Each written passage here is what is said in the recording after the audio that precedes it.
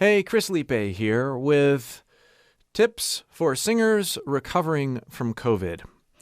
I have recently had COVID and I still have a lingering cough. Very persistent, tends to go up and down with my mood, my amount of sleep, or my activity level. In fact, I struggled through a recording session for a video I was making when I was at the height of really coughing a lot. It was this one. It turned out okay, but man, watching it in light of knowing how much I was trying to battle this cough might give you a little more insight. Chain of fools for 5 long years. I thought you were my man, but I found out I'm just a link in your chain. I've heard lots of stories from close friends and family members to acquaintances on the internet, horror stories of people's journey from, this extreme case of COVID to, having these long-standing, massively horrible symptoms that linger and linger and linger. I can't speak to any of the symptoms that I did not experience, and my most heartfelt and sincere sympathy to anybody who has struggled greater than I have. I got a medium case, I would say, but I didn't have to go to the hospital. I didn't have to go on a ventilator. Nevertheless, it really affected my voice and continues to affect my voice. And I've gotten quite a few questions from you guys on the channel. If you've had COVID, when is it okay to sing again? What are some exercises I can do to coax my voice back from this horrible sickness?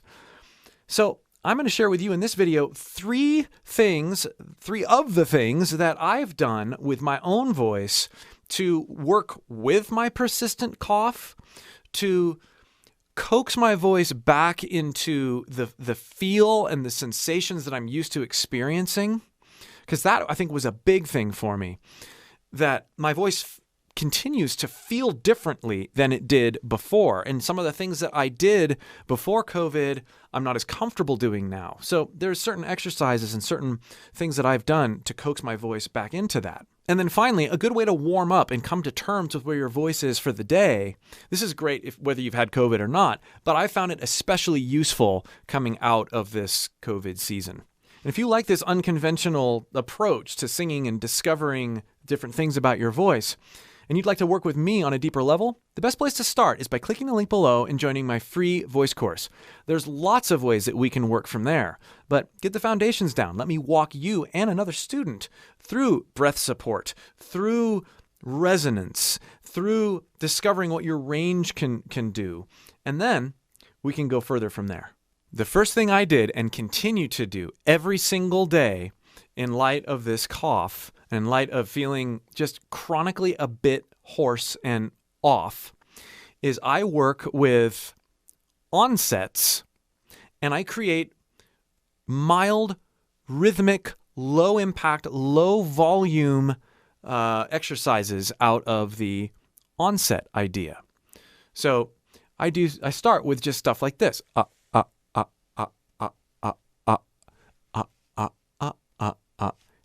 Chest voice, closing off the air,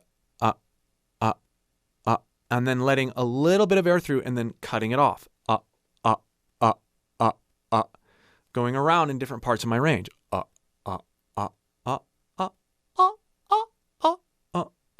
Absolutely work with head resonance and chest resonance. Start in your chest resonance here.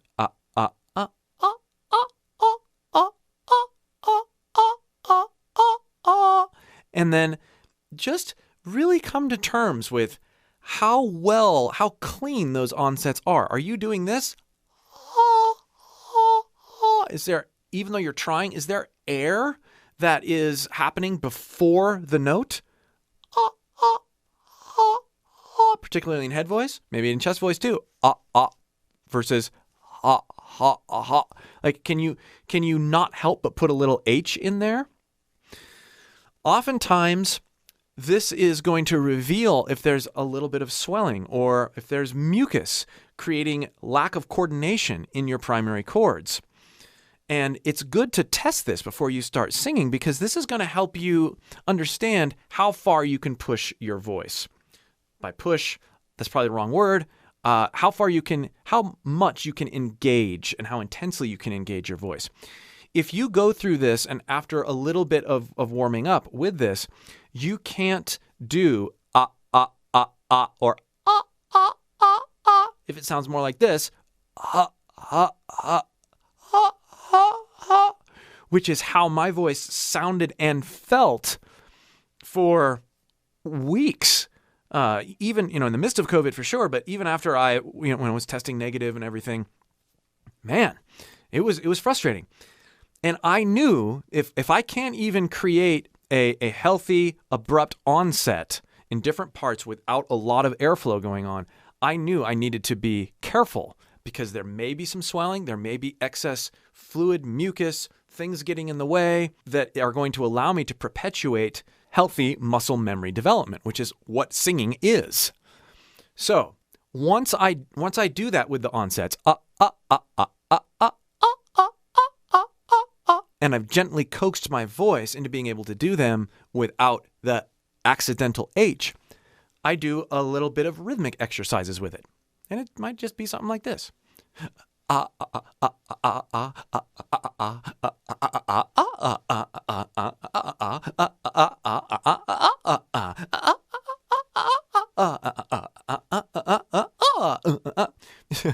It's a little silly, but it allows me to get into a groove, to loosen up, and it's so low impact. I am playing rhythmically with my voice. I am going around with my range, but I am not allowing an excess of air through. So this is the best thing to do when you are coming off of a season where your voice has been really taxed by something other than singing, like coughing a ton, or being wheezy, or dryness, or lots of mucus, or whatever. So doing this kind of thing,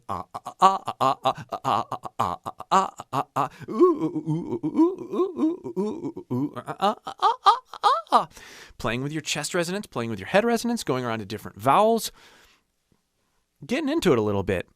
You're coming to terms with where your voice is in the very first part of using these onsets, and then you're allowing yourself to engage your voice in a rhythmic and more musical way without blowing too much air past your chords. Okay? The next thing that I have done very religiously is a reverse siren over the word spew. So, normal siren you'd think of as ascending. And then coming back down. Here, and I call it reverse, maybe it's just half of a siren, the descending part of the siren. When we start with spew.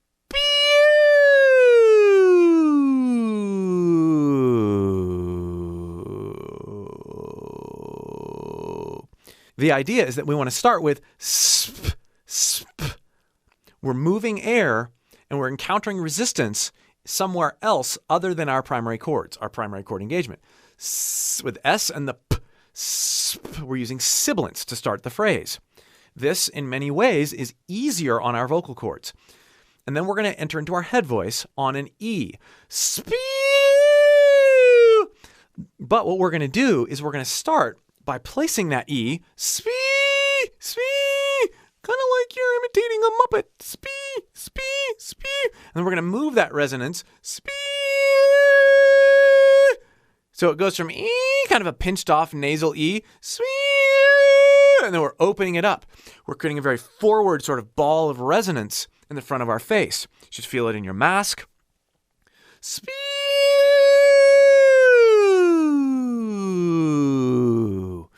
And we're giving it quite a bit up in our head voice. Once we start to get louder with our voice, after we've come to terms with our voice, it's best to start doing that in head voice, especially when we're crawling out of an illness. Spew! The last thing we want to do is really go full on in our chest voice, because that requires more air. That requires more strain on our vocal cords. Spew. So I'm opening that spew. No. Spew. And then as I descend into my chest voice, I'm trying to, I don't want to do this. Spew. I want to smooth that break out. Spew.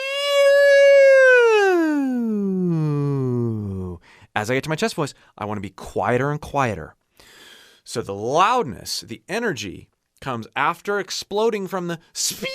I'm not really giving, I'm exploding the P, but I'm a little bit pinched off, and then I'm practicing opening up. We want to practice that mindset too, because if we don't know we're pinched off, we will always be pinched off and won't be able to really perpetuate an open sounding voice, especially after having to relearn how our voice feels.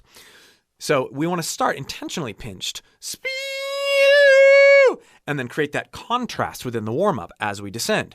Spew.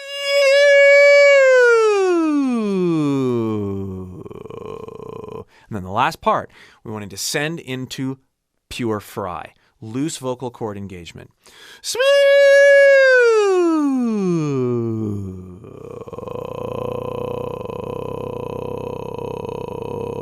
And just live there for a while. Experience the vibration. Loose vocal fry is very good for your voice.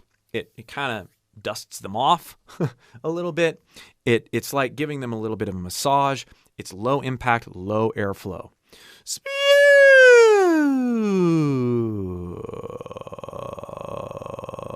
All right.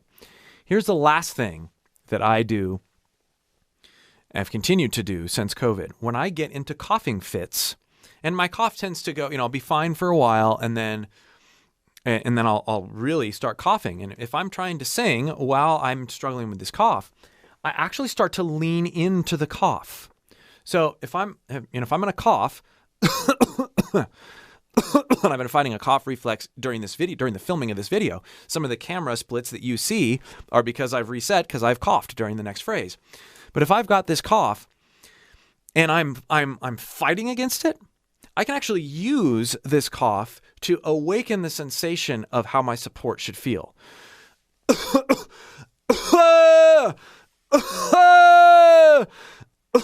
Hey! What I'm doing is I'm allowing myself to cough, and then I'm entering a note while focusing my attention on my poop muscles. More on that in my free course. You've heard me talk about poop muscles before if you have joined my free course, and I've touched on it here and there in other videos. We're using what is a weakness in order to dial in a sensation that we need to be familiar with.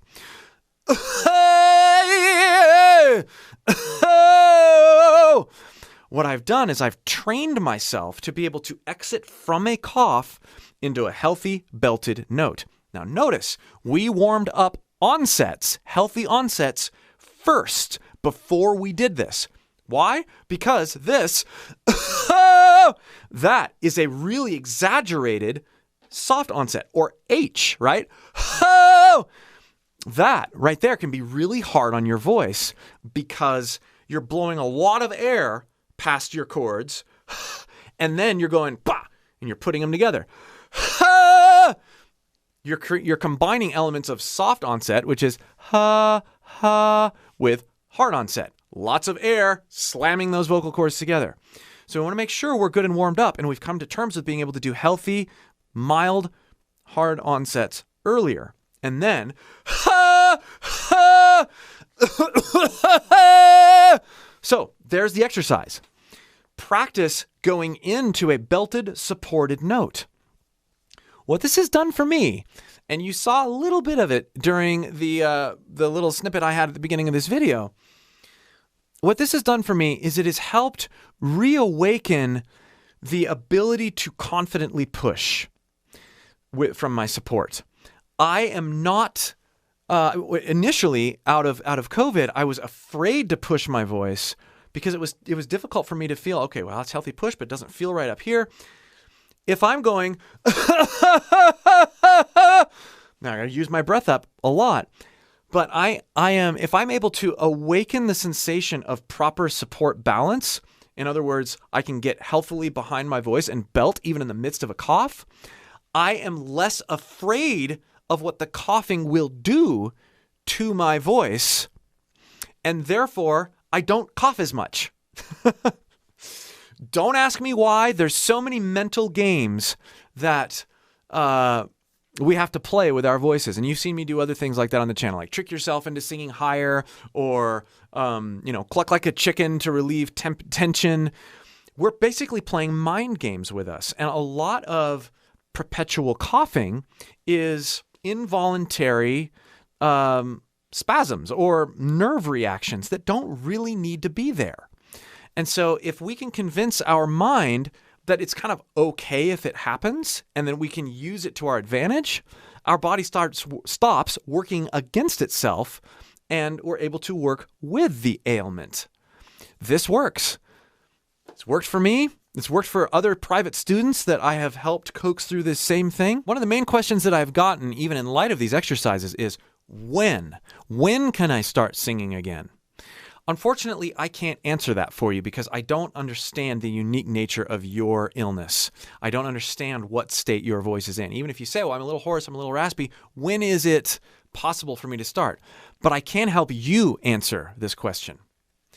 When you are able to talk throughout the day in a mild, sort of normal for you way, even in the midst of coughing, when you're able to phonate on a speech level without your voice feeling taxed or out of sorts, then you should start trying to ease back into some of these exercises and singing, not before. If you're feeling hoarse, if you're feeling raspy, and you try to go into this, if you fail that first test or that first exercise, you know it's not time. So that's one of the reasons that I introduced that first exercise first. That was one of the things that I did to, okay, well, I've talked today. How's my cord closure? How's potential swelling? Do I feel okay? Use that first exercise as a gauge. That'll help you answer when it's okay to resume. And then from there, it's a matter of feeling out your new definition of vocal budgeting. Make sure that you're not pushing yourself too hard. Make sure that you're listening to your body and doing things that not are based on what you used to be able to do before you got sick, but coming to terms with where you're at now. That will help you get back to where you were more quickly.